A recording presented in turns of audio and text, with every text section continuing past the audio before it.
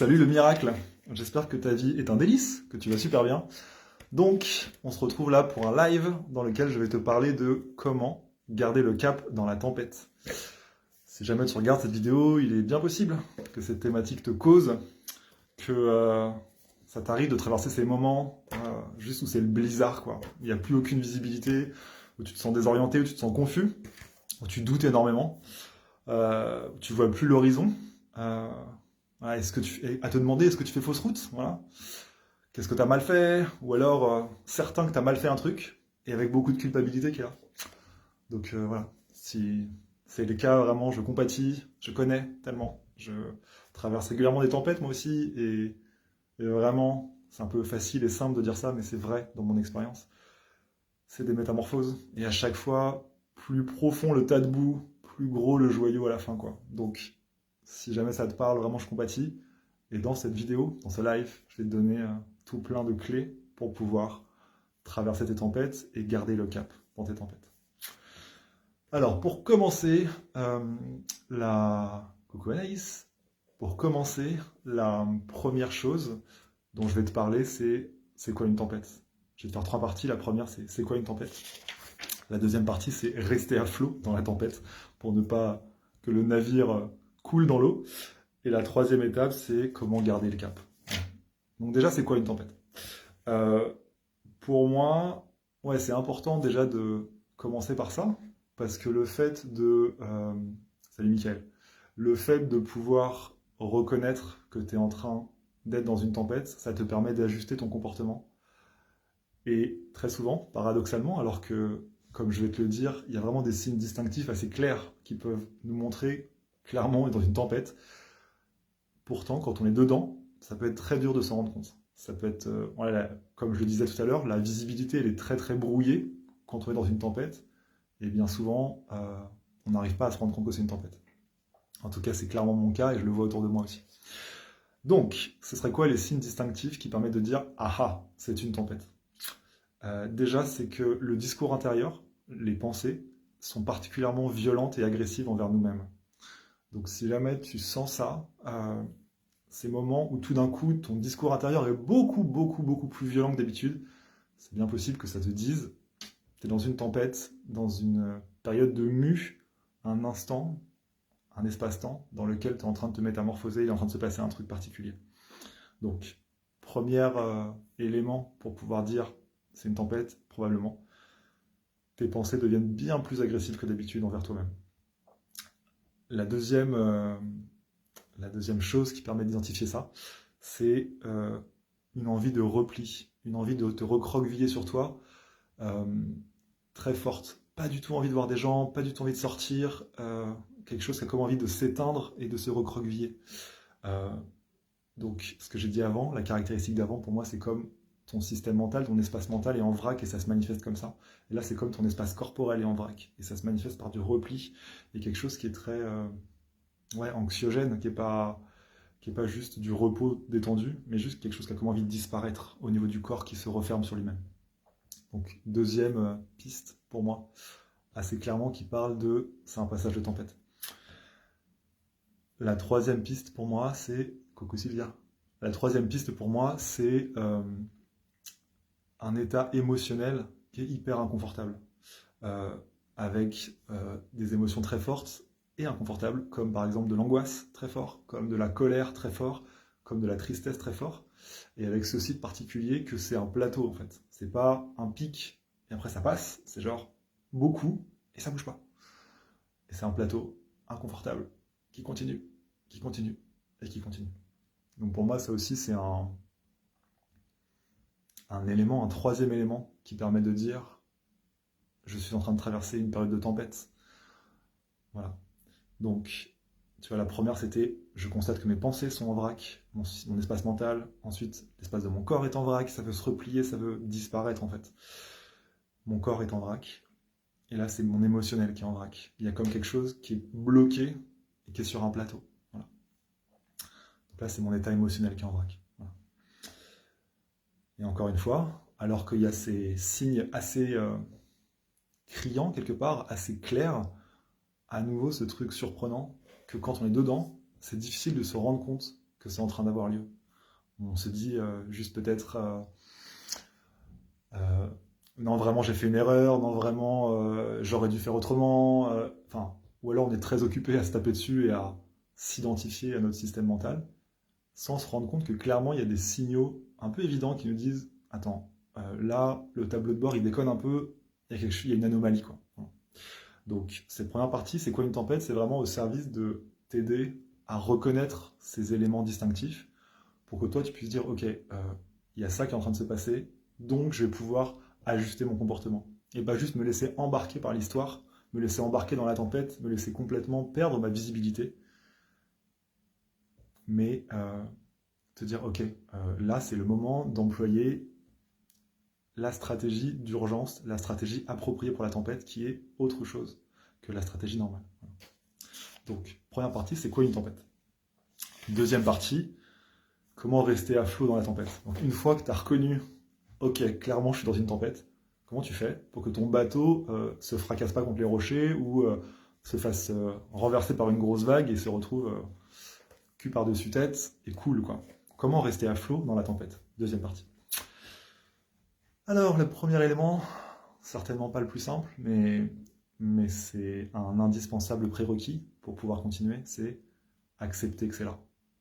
Parce que si il y a des parts de toi qui refusent que la tempête soit en train d'avoir lieu, nient son existence ou refusent que ça soit là, tu vas pas pouvoir faire tout un tas de trucs dont je vais te parler pour pouvoir prendre soin de toi en étant au cœur de la tempête. Donc le premier truc, c'est essayer de dire d'accord, oui, c'est là, je reconnais que c'est là, peut-être ça ne me fait pas plaisir que ce soit là, ça c'est ok, mais je suis d'accord que ça existe, je reconnais que c'est là. Voilà.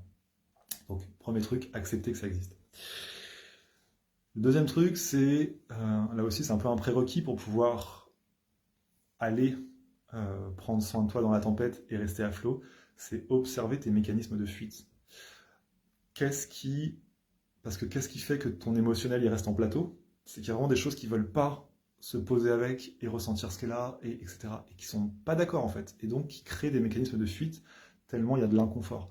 C'est hyper naturel. Juste quand tu mets la main sur une plaque brûlante, bien sûr que tu as envie de la retirer. Donc quand ça fait mal, bien sûr qu'on ne peut pas rester là. Et en même temps, nos mécanismes de fuite peuvent être quelque chose qui empêche que la tempête s'arrête. Parce que comme le message que cette tempête nous transmet n'est pas reçu, n'est pas entendu, donc il continue de l'émettre. Donc, comment je peux observer mes mécanismes de fuite et être d'accord d'arrêter de fuir, en fait. Pour te donner un exemple plus précis, moi, clairement, un des mécanismes de fuite récents, là, c'était lire des romans. Je suis tombé amoureux d'une série de fantasy qui s'appelle L'Assassin Royal, qui est géniale. Le petit problème, c'est que c'est un peu addictif et que ça fait 13 tomes.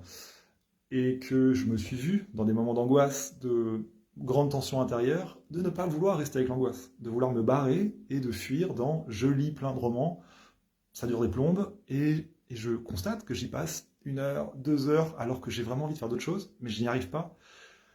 Voilà, donc observer si toi aussi tu as des mécanismes de fuite, et où clairement tu sens que ça ne résout rien, que ça met vaguement un couvercle, et qu'après, quand on enlève le couvercle, la tension, elle est encore là, voire plus forte. Observe ça. Si jamais ça existe, ben, invitation à reconnaître ces endroits-là et avec humilité et courage, essayer de arrêter de faire ça. Voilà. Et faire face à ce qui est là. Un truc aussi que je veux te dire à cet endroit-là, c'est que ces mécanismes de fuite, ça parle aussi du besoin légitime de soupape. On a besoin de soupape. On a besoin de récréation. Moi, c'est un truc nouveau dans mes journées que je m'organise ou dans mon agenda Google, je mets plein de petits blocs. Ah, je veux faire ça, ça, ça, ça, ça. C'est important de mettre des blocs de récréation. On a besoin de soupape. C'est pas un luxe, c'est genre pour fonctionner, on en a besoin. Donc peut-être que ce besoin-là n'est pas nourri chez toi et que du coup ça se manifeste par de la fuite dans des espaces qui vont chercher de la soupape un peu de force, mais d'une manière qui est peut-être pas très satisfaisante pour toi, etc. Donc voilà, point d'interrogation, ton rapport à la récréation et à la soupape, qui peut peut-être expliquer en partie les mécanismes de fuite. Voilà. Encore plusieurs trucs que j'ai envie de te dire dans le côté rester à flot. C'est Là aussi, ça peut être simple, mais c'est très puissant, et c'est vraiment un vaste sujet, mais c'est ultra puissant. C'est comment tu peux mettre de la distance avec tes pensées. Parce que quelque chose aussi qui gêne beaucoup la transformation, qui va te permettre de... Salut Béatrice. Un truc qui gêne la transformation, qui va permettre la sortie de la tempête, ça peut être aussi que tu es identifié à tes pensées. Que quand tu as des pensées qui disent je suis complètement con, je suis complètement nul, j'aurais dû faire ça, vraiment, c'était évident, bref, qui jugent et qui sont agressives, si tu es d'accord avec elles, si tu es fusionné avec tes pensées, si tu es identifié avec tes pensées, ça va être vachement dur de pouvoir vivre la métamorphose qui te permet de sortir de la tempête. Donc, comment mettre de la distance avec tes pensées? Une phrase qui est un peu magique, c'est quand tu as une pensée, évidemment désagréable, qui arrive et qui te blesse, c'est de dire « Ah ah, une part de moi pense que ». Et ça permet vraiment euh,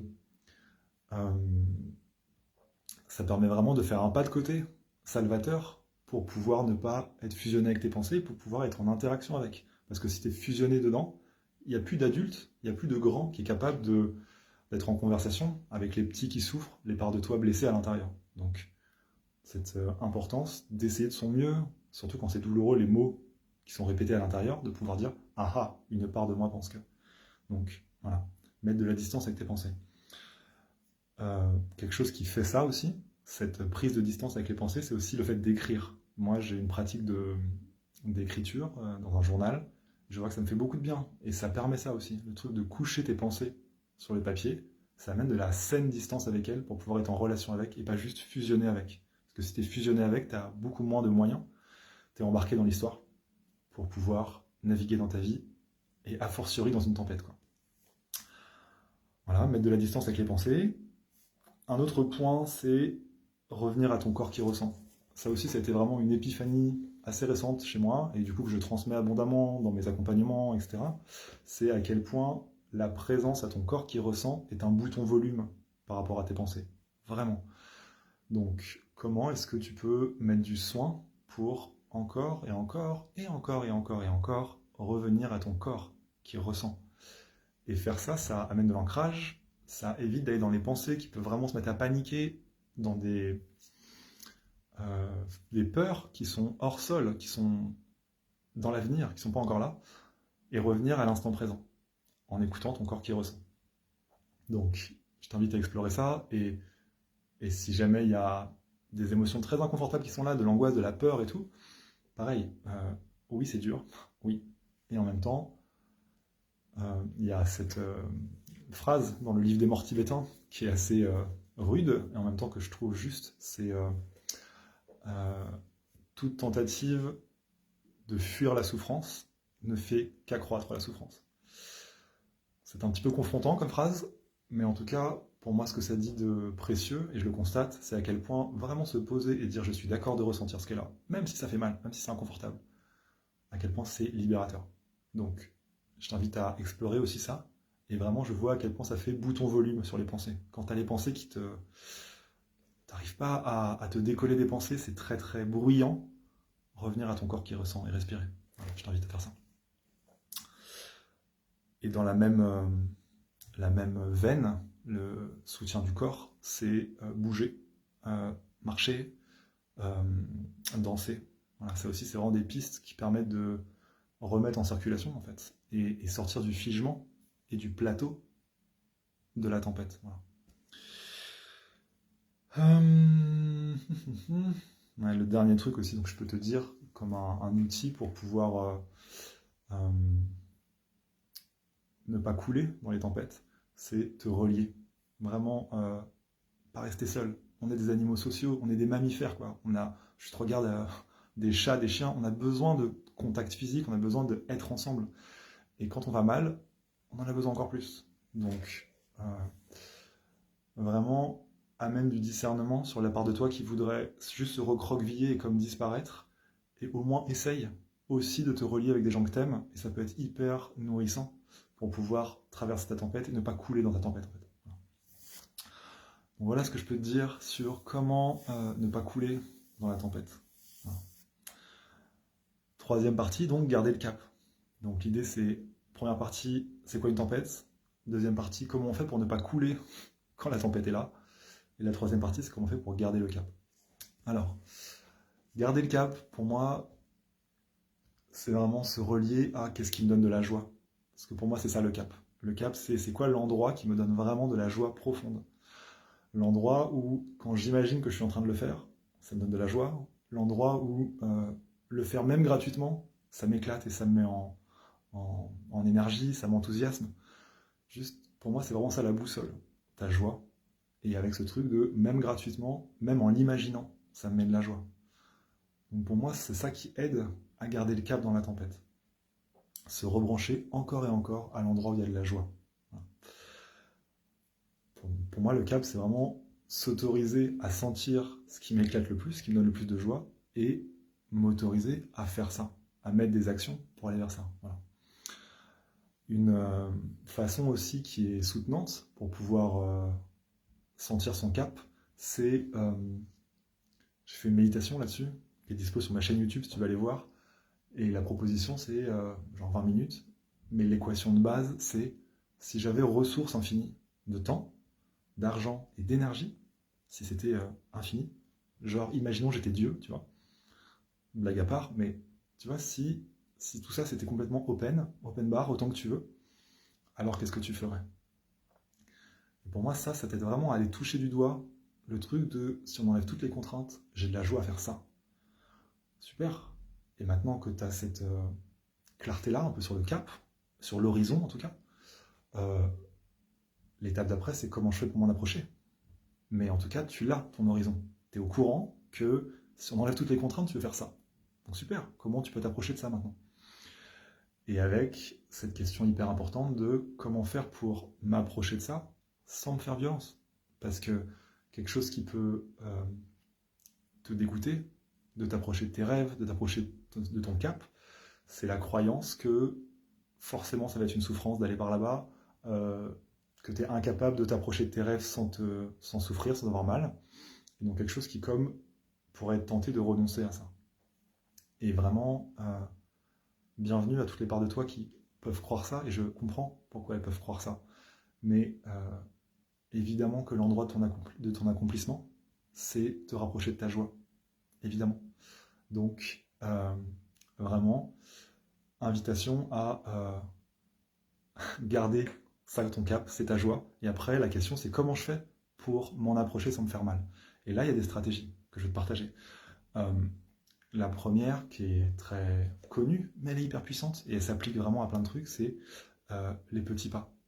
Et donc les barreaux de l'échelle. Cette image de, si jamais tu imagines une échelle, et en haut c'est tes rêves, si les barreaux de l'échelle sont trop espacés, si les marches sont trop grosses, tu vas pas pouvoir monter ton escalier en fait. Tu vas te frustrer, rester en bas, être dégoûté, et ça n'avancera pas. Donc comment est-ce que tu peux amener de la conscience et de la vigilance sur les pas que tu mets pour aller vers tes rêves et vérifier que la taille est ajustée pour pouvoir continuer ton chemin.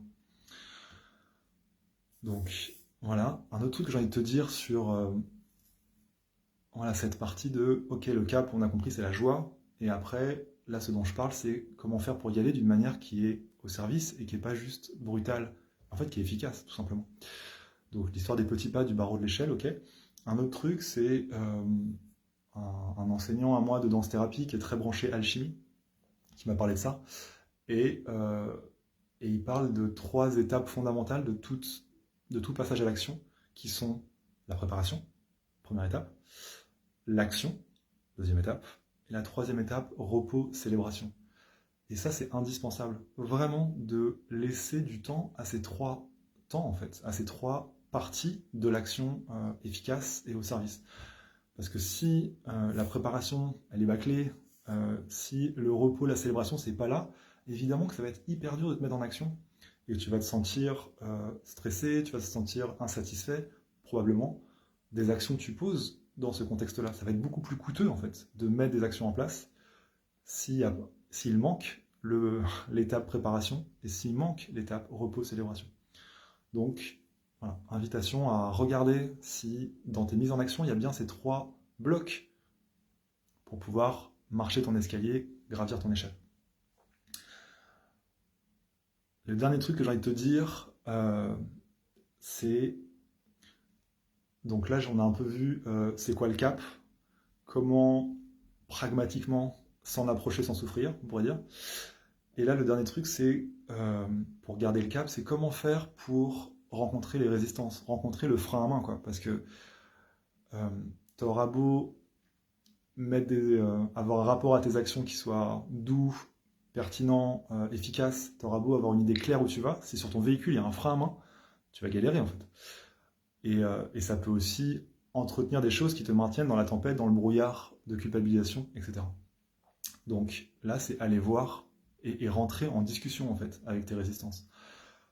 Dans la partie d'avant, je te disais, pour ne pas te noyer, oui, c'est vraiment important, pour ne pas se noyer, de pouvoir, avec une certaine fermeté, une certaine volonté, prendre de la distance avec tes pensées. C'est nécessaire. Et après, ce qui est hyper important, c'est pas juste partir en exil et mes pensées, les parts de moi, vous avez qu'à crever, moi je m'en fous, je vais ressentir mon corps et démerdez-vous. C'est pas ça l'idée. L'idée, c'est comment je peux prendre de la ressource. Ok, je fais un pas de côté pour reprendre mon axe, pour ne pas me noyer. Mais une fois que je suis là, l'idée, c'est d'entrer en relation après avec tes pensées. Et donc, c'est quoi ce qui doute en toi? C'est quoi ce qui dit peut-être ça raconte que t'es pas la bonne personne pour y aller, ça raconte que t'es pas légitime. C'est quoi les histoires? Mais de prendre un temps pour aller causer avec ça. Créer du dialogue. C'est quoi le message? C'est quoi le message que ta tempête, elle est venue t'enseigner? Toutes les parts de toi qui te critiquent, toutes les parts de toi qui te tapent dessus, elles ont un message à te porter. Et elles font ça pour prendre soin. Pour prendre soin de quelque chose, pour protéger quelque chose. C'est pas pour t'embêter, c'est pas parce qu'elles sont méchantes, c'est que c'est des stratégies inadaptées pour servir la vie, pour servir ton expansion, ton déploiement, pour servir l'amour. Mais en dessous, c'est ça l'intention. Donc juste comment tu peux entrer en relation avec, causer avec elles, de manière à comprendre un peu pourquoi elles font ça, et peut-être leur dire, écoute, je vais prendre soin de ça, je vais le servir, l'objectif que tu es en train de servir, je vais le faire moi-même, moi le grand, tu peux te détendre, quoi. Et là, je le dis vite, et bien sûr que ça, c'est un travail de thérapie, parce que les parts de nous qui ont des mécanismes de défense, elles ont besoin vraiment de temps d'écoute et de se sentir vraiment entendues pour pouvoir lâcher prise et lâcher le frein à main. Mais il y a vraiment cette part-là qui est importante aussi pour pouvoir garder ton cap et aller où tu veux aller. Pour conclure, j'ai envie de te transmettre ce qui pour moi sont les 3 piliers principaux de la guérison et qui s'appliquent aussi à ce que je viens de dire et ce que je viens de dire sur tout ce live en fait. Pour moi, les 3 piliers fondamentaux de la guérison, c'est ressentir les charges émotionnelles bloquées. Ressentir les charges émotionnelles. C'est ce que je te disais tout à l'heure avec oui l'angoisse, oui la peur, oui la colère. Parfois ça peut être très très pénible à ressentir, mais si ça refuse de sentir ça à l'intérieur, eh ben, c'est bloquant. Et donc vraiment, la première étape de la guérison, c'est je suis d'accord de ressentir, et on y va, et on ressent. Donc, et ça peut demander du soutien, parce que ça peut être intense, mais c'est vraiment une clé fondamentale. Donc d'abord, ressentir les charges émotionnelles, être d'accord et ressentir. Première étape de la guérison. La deuxième étape, c'est être vu et entendu. Vraiment, à cet endroit-là. À cet endroit de difficulté, d'activation. Mais oui, Sylvia, carrément. À cet endroit d'activation où t'es pas bien, où t'as cette charge émotionnelle, où c'est si dur, là, pile là, pouvoir être vu, entendu avec bienveillance, avec compassion, ça c'est hyper guérissant. Que ton état, il soit comme validé par l'autre. Oui, tu es bien en train de ressentir ça, et c'est ok que tu ressentes ça. Et tu as le droit de ressentir ça. Ça, c'est hyper puissant et nécessaire. Et des conversations profondes avec des amis où vraiment il y a l'espace pour ça, ça permet de se sentir vraiment vu et entendu à ces endroits de vulnérabilité. Les thérapeutes font ça aussi, de pouvoir t'aider à vraiment pouvoir te sentir vu et entendu pile à ces endroits où ça fait si mal, où c'est si inconfortable. Ça permet ça. Et aussi, les cercles de parole permettent ça. Les espaces où vraiment tu peux vivre ça en groupe, c'est ultra puissant aussi. Donc, être vu et entendu aux endroits de la blessure, avec bienveillance, deuxième élément. Et le troisième pilier, c'est l'action réparatrice. Comment je peux faire des actions qui prouvent à mon système que la croyance fondamentale est erronée. Par exemple, la croyance fondamentale de la blessure, qui a été la conclusion qui a été tirée par l'enfant blessé, ça pourrait être ok, si jamais je donne mon avis, je vais souffrir et on va me crier dessus. je dis n'importe quoi. Mais du coup, ça a vraiment cette croyance absolue. Ça ne veut surtout pas revivre le trauma, revivre la blessure, donc ça croit ça très fort. Et si la charge émotionnelle est accueillie, qu'à cet endroit-là, c'est vraiment vu et entendu, ensuite, ce qui va être très guérissant, c'est petit pas par petit pas, hein, toujours les barreaux de l'échelle, toujours la marche appropriée. Aller oser, aller dans des situations où tu donnes ton avis, petite touche par petite touche, et voir que ça peut être bien accueilli. Et ces actions réparatrices vont vraiment ancrer la guérison, et petit à petit permettre qu'il y ait une vraie bascule dans ta vie. Voilà la beauté. Donc là, je t'ai fait 25 minutes de partage sur comment garder le cap dans la tempête. Je vais reprendre très rapidement les grandes lignes. Donc, on a vu c'est quoi une tempête, un discours intérieur très violent, envie de se recroqueviller, le corps aussi qui... Voilà. Un état émotionnel très inconfortable avec des plateaux d'angoisse, de colère, de tristesse. Voilà, tout ça qui te permet de te dire « Ah ah, là il y a une tempête ». Une fois que tu sais que c'est une tempête, tu peux essayer de rester à flot, de ne pas te noyer, de prendre soin de toi à cet endroit-là. Avec accepter que c'est là, observer tes mécanismes de fuite, mettre de la distance avec tes pensées, revenir à ton corps qui ressent, bouger, te relier à des gens, pas rester seul vraiment. Et enfin, pour garder ton cap, écouter ta joie, les petits pas, les barreaux de l'échelle, et ensuite préparation, action, repos, et les 3 piliers de la guérison dont je t'ai parlé. Et entrer en conversation avec les résistances pour pouvoir enlever le frein à main. Parce que sinon c'est très compliqué d'avancer. Voilà. Du coup, la beauté, la merveille. Si jamais tu as des questions, c'est bienvenu. Je vais prendre le temps de respirer un peu. Et si tu veux me poser des questions, c'est bienvenu.